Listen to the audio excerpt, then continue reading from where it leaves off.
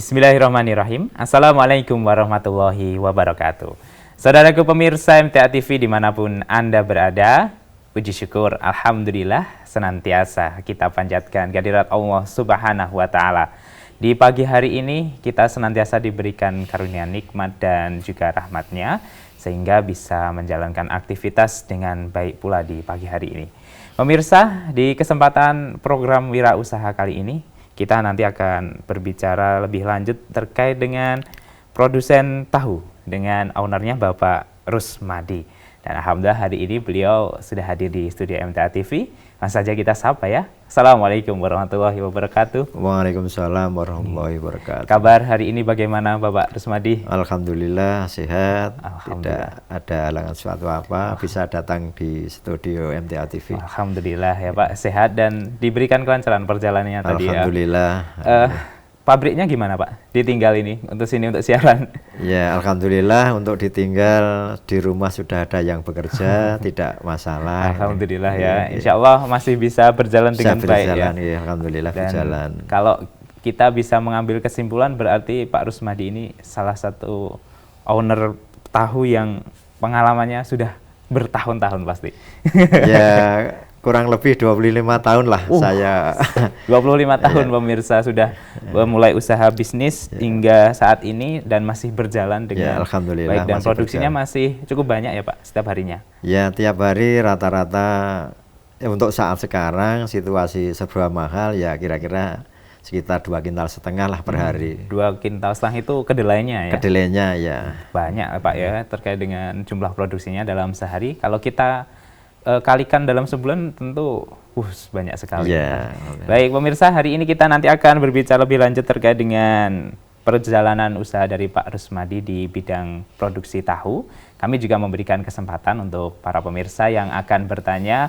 Silahkan menghubungi kami di line telepon 0271 679 3000 atau di line SMS dan WA di 0811 255 3000. Baik Pak Rusmadi, saya ingin tahu sebenarnya terkait dengan produksi tahu tadi kan disampaikan di awal 25 tahun sudah memulainya. Yeah. Berarti kurang lebih ya sekitar tahun 97-an, 90-an Bapak Rusmadi ini memulainya gitu ya. Cerita awalnya itu seperti apa Pak? Apakah sudah punya skill dalam proses pembuatan atau memang pada saat itu baru coba-coba dulu? Ya, alhamdulillah suatu pertanyaan yang menarik bagi saya untuk menyampaikan suatu kronologis suatu awal saya memulai suatu usaha. Memang kalau dikatakan saya punya skill tidak punya skill, kalau tidak dikatakan punya kemampuan saat itu tidak punya atau belum punya kemampuan. Memang untuk suatu usaha itu kita mengambil suatu budaya tiru-tiru, meniru ya. Ya di sana ada orang yang sukses, kita datangi mengapa beliau bisa sukses. Lah untuk tahu ini memang saya tiru-tiru saja. Meniru. Tiru-tiru saja. Karena bisa dilihat, bisa disaksikan. Kira-kira saya melaksanakan seperti itu saya bisa itu. Berarti pada saat itu memang melihat kondisi di sekitar Bapak banyak sekali produsen tahu ya pada saat itu atau seperti apa? Pada saat itu memang dikatakan sudah ada, ya sudah ada. Kalau belum banyak dikatakan juga belum banyak. Itu diawali dari saudara kita yang datang dari Klaten. Itu memang tahu untuk daerah Mojodoyong itu dulu sumbernya itu dari Klaten. Dari Klaten, dari situ mulai usaha. Kemudian kita lihat kira-kira saya bisa melaksanakan, kita berusaha, mencoba berusaha.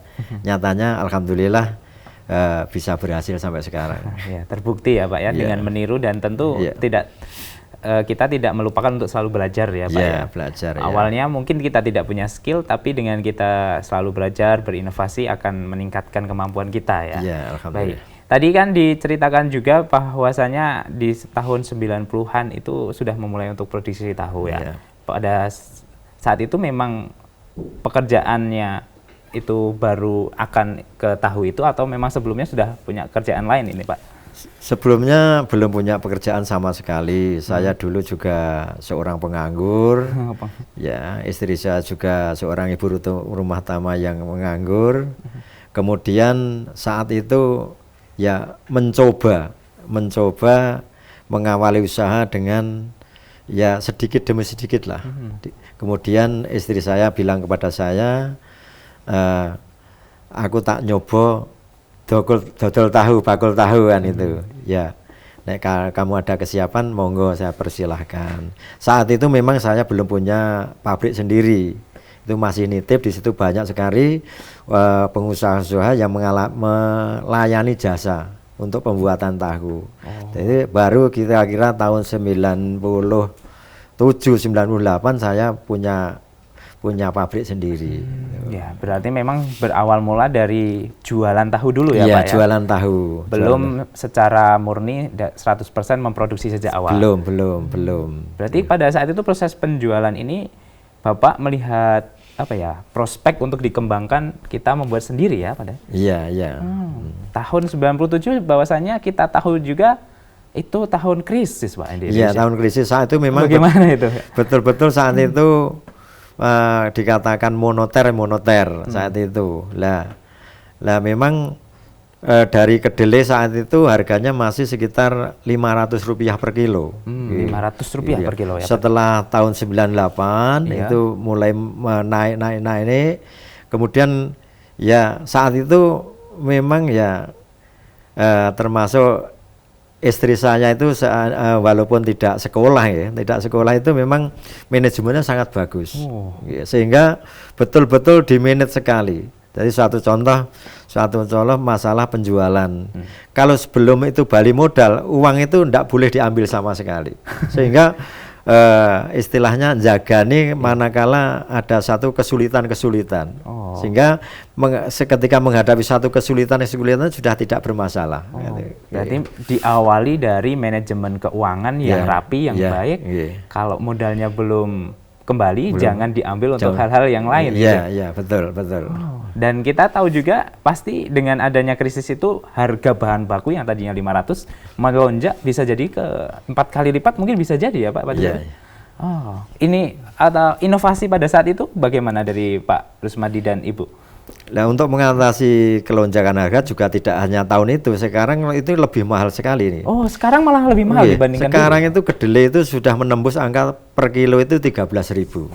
Nah, untuk mensiasati itu memang ya kita tidak mengurangi takaran, tetapi kita bagaimana mensiasati dari modal itu sampai penjualan itu bisa bati lah, katakanlah seperti itu. Jadi dengan cara yang potongannya katakanlah 8 kali 8, sekarang 10 kali 10 atau 10 kali 12, sehingga dari hasil pembelian yang kedelai yang mahal, sehingga juga masih mendapatkan satu keuntungan. Berarti penyesuaian ukuran. Iya, penyesuaian ukuran. Jadi dari pelanggan, dari konsumen juga tidak mempermasalahkan.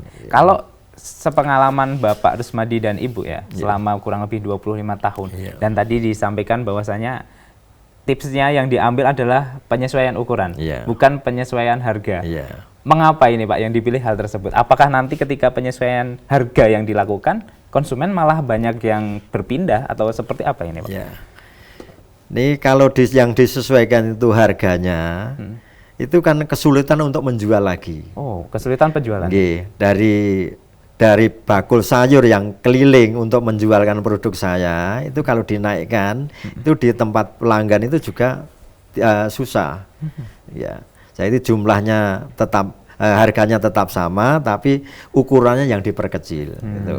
Berarti ya konsumen masih mendapatkan jumlah yang sama. Jumlah yang sama. Walaupun ukurannya agak kecil agak kecil. Ini adalah penyesuaian. Daripada kita penyesuaian harga, nanti malah resiko penjualan tidak laku. Betul, tidak laku. Wow, pemirsa, itu bisa jadi gambaran dan mungkin nanti dijadikan pelajaran juga para pemirsa kalau yang memiliki usaha yang nanti semisal dan terkena dampak penaikan harga, mungkin tips dari Pak Rusmadi bisa dipakai juga. Penyesuaian ukuran yang dilakukan ya Pak ya. Betul. Baik, 25 tahun sudah memulai usaha di pabriknya, tentu awal mula saya kira membutuhkan modal pasti yang besar ya Pak dalam usaha itu. Ya, betul sekali. Untuk modal, memang dulu saya katakan untuk dulu itu untuk memulai usaha itu yang menjadi kendala adalah tentang permodalan. Tetapi sekarang, kalau sekarang itu bukan permodalan lagi. Kalau sekarang permodalan itu istilahnya ya dipersilahkan, disegurah lah. Iya. Gitu.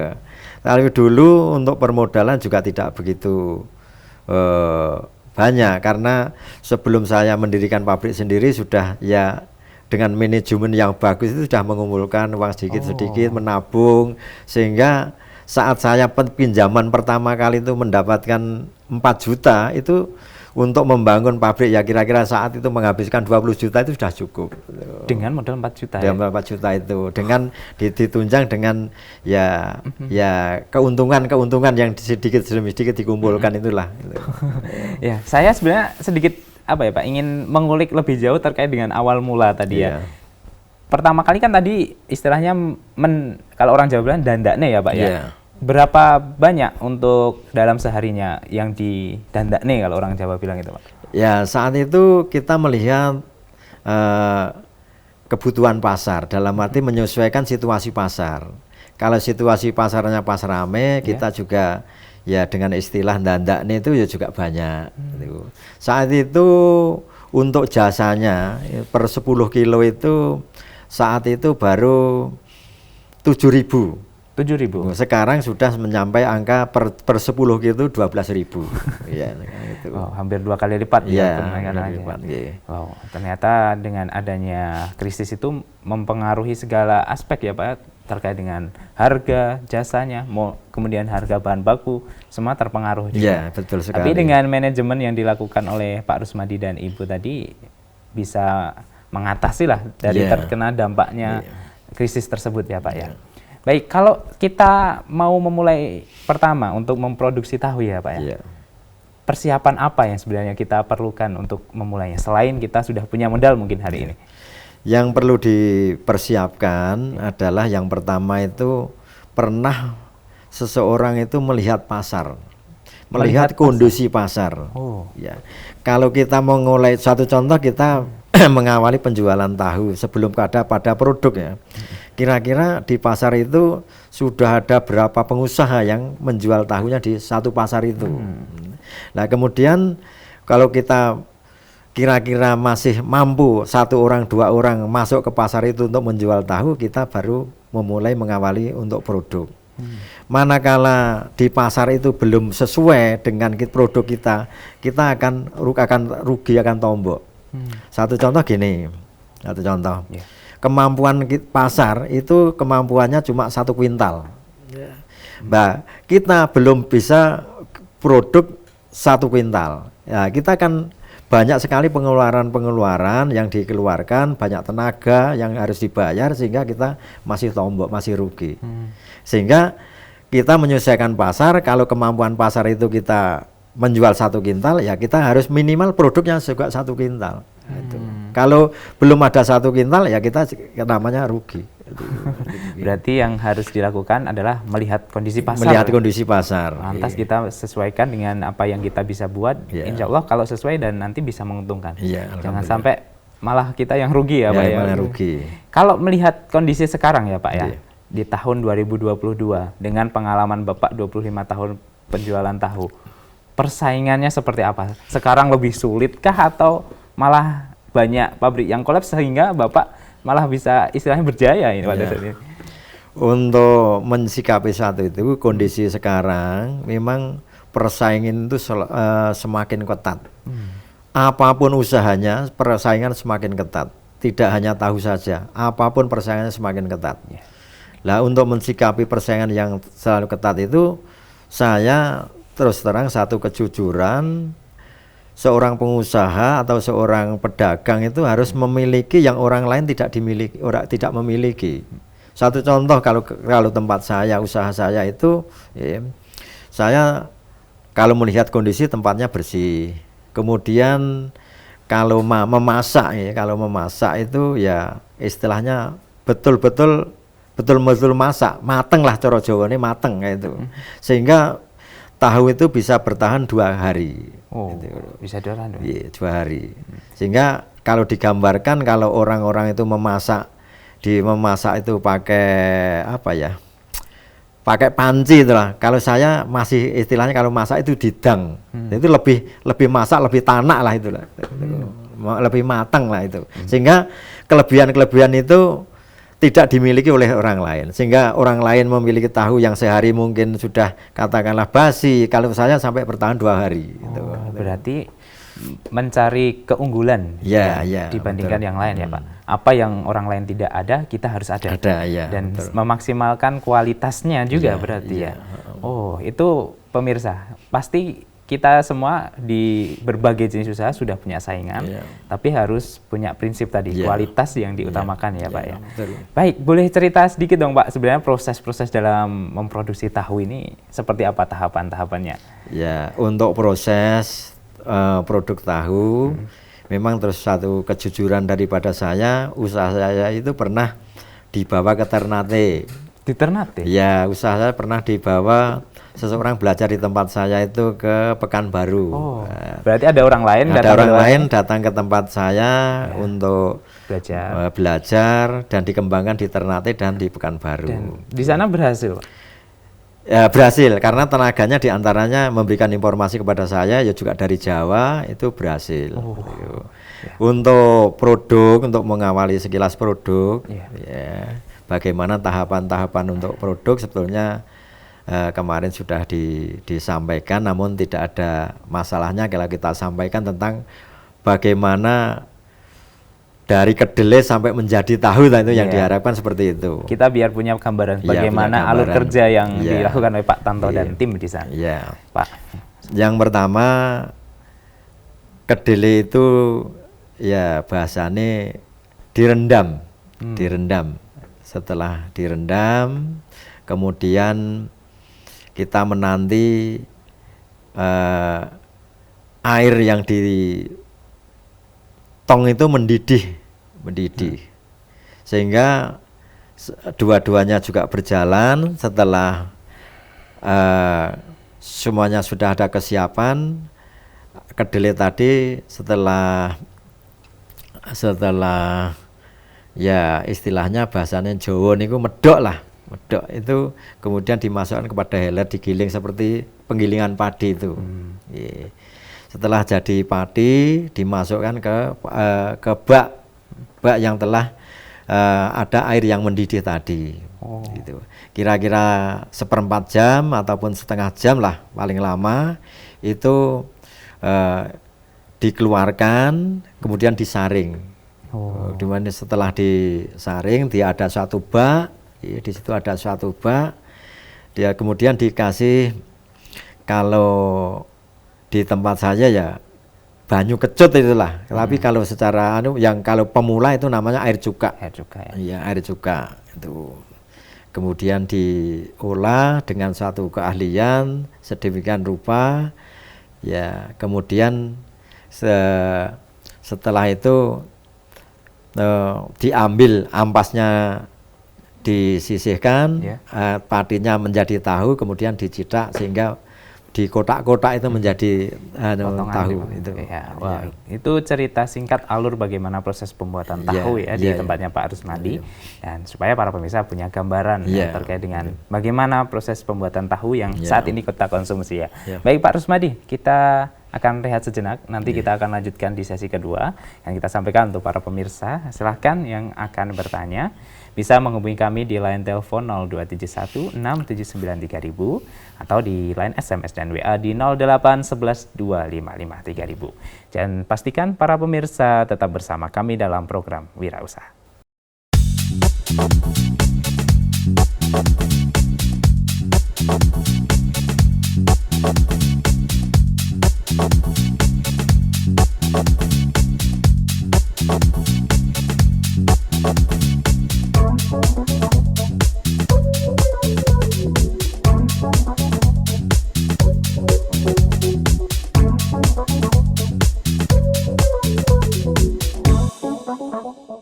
Baik, saudaraku pemirsa MTA TV dimanapun Anda berada, terima kasih Anda masih bersama kami dalam program Wirausaha. Di pagi hari ini kita masih bersama dengan Bapak Rusmadi selaku owner dari pabrik tahu yang beralamat di Gembol, Mojodoyong, Kedawung, Sragen. Silahkan untuk para pemirsa yang ingin bertanya bisa menghubungi kami di line telepon 0271 679 3000 atau di line SMS dan WA di 0811 255 3000. Baik Pak Rusmadi, kita lanjutkan perbincangan kita di pagi hari ini terkait dengan pengalaman Bapak di usaha pabrik tahunya ya. Selama kurang lebih 25 tahun, ini kan sudah berjalan penjualan tahu dan produksinya. Ada cerita yang unik tidak Pak yang bisa diceritakan? Barangkali kan kita kalau lihat orang yang sukses itu tahunya enaknya saja ini. Hal-hal yang di balik itu pasti ada cerita-cerita unik juga. Iya Pak. Untuk cerita yang unik itu ya hampir tidak ada lah. Ya, semuanya berjalan lancar, tidak ada yang sesuatu yang unik, tidak ada, hampir tidak ada. Pernah mengalami semacam apa ya Pak, dibohongi orang karena penjualannya, atau pas ketika produksi ada yang istilahnya main-main dengan bahan bakunya? Seperti itu? Kalau dibohongi itu ya lika-likunya selama 25 tahun pasti ada lah. Satu contoh untuk kedelai, kalau musim panen ya, panen raya, itu saya memang nyetok. Saat itu juga sampai nyetok itu sampai sekitar ya 30 ton adalah. 30 ton? Ya, karena saat itu memang murah, murah. Dan memang saya titipkan di rumah sebelah sampai di situ. Karena tidak muat di tempatnya. Tidak muat, karena itu juga ada yang sebagian kedelai itu sampai istilahnya bosok lah. Sehingga karena basah. Oh, karena basah. Karena basah. Jadi kalau zamannya Rasulullah itu tidak terbuka lah, tidak fair, dalam arti sampel dengan keadaan kenyataan itu memang berbeda. Itu memang itu sampai itu ada yang bosok itu sampai ya 5 kresek, 6 kresek, atau ya hampir 6 kintal, 7 kintal ada lah. Itu kadang itu ada. Itu dari sisi kedelai. Untuk dibohongi-bohongi yang lain tentunya yang namanya orang usaha itu tentunya di sisi keuangan pasti ada. Pasti ada. Dalam arti dimanapun orang yang tidak jujur itu pasti ada. Baik itu mengambil dagangan, baik itu pinjam uang secara langsung, pasti ada. Ada. Ya itu namanya satu risiko orang pengusaha seperti itu. Sampai sekarang pun juga ada. Masih ya Pak? Masih. Jadi yang langsung juga ada, yang berwujud uang juga ada. Bagaimana Bapak istilahnya meneguhkan hati untuk istilahnya legowo dengan istilahnya orang-orang yang menipu Bapak, kemudian yang mungkin membawa lari uang Bapak, seperti itu? Kalau mensikapi tentang bagaimana mensikapi kalau ada orang yang menipu, membohongi, ataupun yang lain lah. Memang saya gini, keuntungan saya itu katakanlah kita anggap lebih besar lah. Jadi setelah orang itu membohongi kita atau ngapusi kita, mungkin di kemudian hari atau hari berikutnya saya berjualan lebih laris lagi ya itu. Sehingga itu memotivasi saya, ya memang perjalanan seorang pengusaha harus begini-beginian lah. Itu. Berarti memiliki keyakinan adanya Allah yang akan memberikan gantinya kepada kita ya Pak ya? Ya memang itu betul sekali. Jadi memang selain kita juga usaha secara lahiriah, kita juga berdoa kepada Allah, memohon kepada Allah, orang-orang yang membohongi kita, yang ngapusi kita itu mudah-mudahan kita pun tidak dapat mendapatkan ganti dari Allah yang lebih banyak. Selalu berpositif thinking berarti para pemirsa. Prinsipnya ketika kita ada dan bertemu orang-orang yang istilahnya punya perilaku kurang baik terhadap kita, kita harus selalu berpositif thinking dan mengikhtiarkan kepada Allah. Itu salah satu kuncinya ya Pak ya. Patut ditiru untuk para pemirsa di rumah, jangan juga malah berkecil hati atau mungkin malah melakukan sikap-sikap yang tidak baik. Bisa jadi malah merugikan kita juga ya Pak ya. Baik Pak Rusmadi, tadi kan kita tahu bahwasanya proses penjualan seharinya dan produksinya itu 2,5 kuintal itu ya. Itu penjualannya sampai mana saja itu Pak? Untuk penjualan saya hanya satu tempat di Pasar Matese. Hanya satu tempat? Hanya satu tempat. Oh. Ya, tidak oleh saudara-saudara kita disuruh membuka atau katakanlah kalau seorang pengusaha yang lain itu cabang lah, tapi saya hanya satu tempat di Pasar Matese. Oh, satu tempat habis bahan bakunya 2,5 kuintal dalam sehari. Iya. Dijual jam berapa sebenarnya Pak? Kalau kita lihat kan kalau tahu ini kan sebenarnya masa keawetannya kan singkat ya. Dan tadi Bapak juga ceritakan cuma 2 hari. Dibuat jam berapa, dijual jam berapa ini Pak? Kalau saya mengawali mulai produk itu jam 6 pagi. Oh, jam 6 pagi. Karena sistemnya karena borongan. Jadi tinggal yang bekerja di awali jam berapa itu tinggal yang bekerja. Tapi rata-rata itu jam 6 pagi sudah mulai produk. Untuk dijualnya kapan, kita itu jam 11 malam itu sudah persiapan untuk berangkat ke pasar. Sehingga sampai di pasar kira-kira jam 12 itu sudah mulai menjual. Dan rata-rata nanti untuk penjualan itu ya jam 1 sampai jam 4 lah. Jam 4 pagi. Karena sekarang itu pasarnya bukan siang, bukan pagi lagi. Sekarang pasarnya malam hari. Dini hari ya Pak ya? Malam hari. Jam 12 siang sudah harus sampai di pasar. Malam ya, 12 malam harus sudah sampai ke pasar dan harus sudah siap dijajakan ya? Iya, siap itu. Berapa banyak sebenarnya ya dalam sehari? Ini kan tidak dijual secara langsung ke konsumen ya? Ada istilahnya kalau di sekitaran Solo Raya ini ada pedagang sayur keliling gitu ya Pak ya, yang mengambil barang Bapak. Ada berapa orang yang mengambil? Ya, untuk pelanggan saya, untuk ya rata-rata bakul sayur keliling untuk dari konsumen rumah tangga itu hanya sedikit sekali. Itu ya kira-kira berkisar antara ya 100 lebih sedikit lah. 100? Ya, 100 orang. Ya. Barangkali kalau para pemirsa yang di Solo Raya setiap paginya makan tahu, itu adalah produknya Pak Rusmadi, bisa jadi ya? Mungkin saja bisa terjadi karena di antara bakul saya itu ada yang ke Solo, karena kemarin katanya ada yang ke Banjarsari, kemudian ada yang sampai Sukoharjo, di Ngombaan atau terkenal di Jalan Ciwi itu ada sampai yang ke Wonogiri itu. Yang ke Sragen juga ada. Nah, ya itu dia. Barangkali tahu yang para pemirsa makan pagi tadi produknya Pak Rusmadi. Ya mungkin saja bisa. Berarti aktivitas di tempatnya Pak Rusmadi ini bisa dibilang 24 jam tidak berhenti ya Pak? Di rumah itu produksi terus dan dini hari sudah berjualan itu.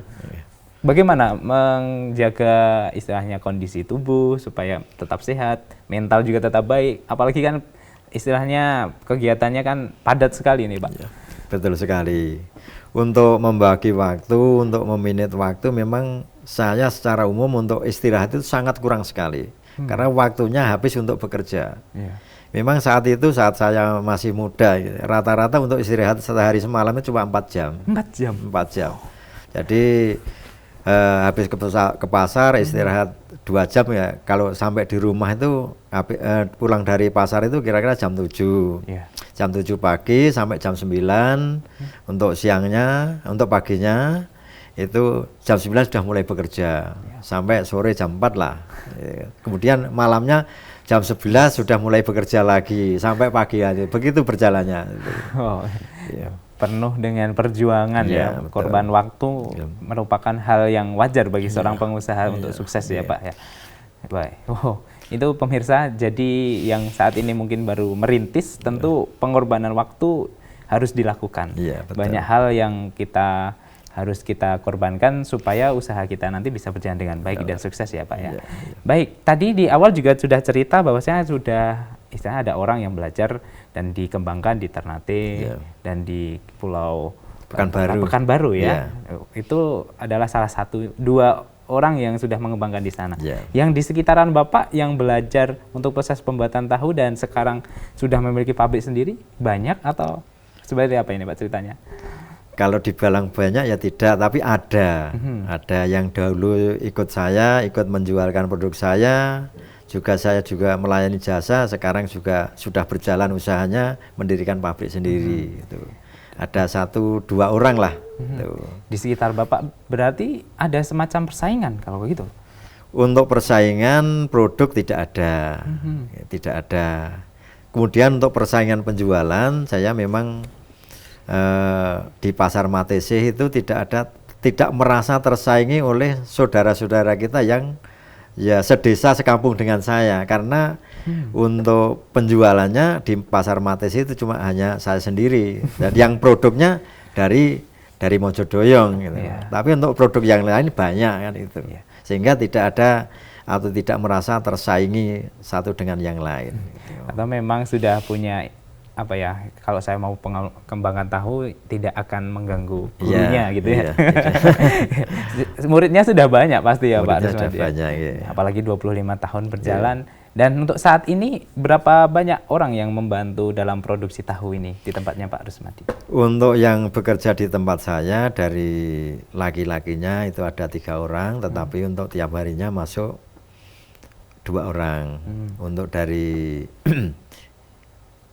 pembantu ataupun karyawan wanita itu 2 orang. Selain ya termasuk ya kita sekeluarga untuk ikut semuanya membantu. Masih terjun secara langsung? Ya semuanya, termasuk saya ini ya juga bekerja keras. Untuk menggoreng tahu itu ya saya sendiri. Bapak? Iya saya sendiri. Karena untuk menggoreng tahu ini tidak setiap orang bisa. Oh ada. Sangat sulit sekali. Sangat sulit sekali. Kalau seperti halnya orang-orang itu menggoreng karak itu, kalau melihat itu kelihatannya mudah, tetapi itu juga sulit. Bagaimana hasilnya setelah gorengan tadi, kalau belum punya suatu keahlian, itu goreng tahu itu tidak sebagus yang seorang yang sudah ahli goreng gitu loh. Sehingga sulitnya di situ, sehingga saya harus terjun sendiri, menangani sendiri. Tahu kempongnya ya? Ya kempongnya juga ada, untuk tahu goreng basah juga ada itu. Ya, ada berapa produk turunan dari tempatnya Bapak tahunya jenisnya? Jenisnya itu ada tahu kempong, ada tahu kuning. Tapi tahu kuning saya itu tidak pakai pewarna, itu tak pakai kunyit. Oh, gitu. Pakai yang alami ya? Ya, yang alami kunyit itu dimasak itu, dicampur kunyit hingga menjadi tahu kuning. Juga ada tahu goreng basah, ada tahu putih itu. Tinggal permintaan konsumen apa, kita bisa melayani. Oh, apapun insya Allah bisa dilayani. Bisa. Dan tadi saya sedikit terkagum terkait dengan Pak Rusmadi masih terjun sendiri itu ya.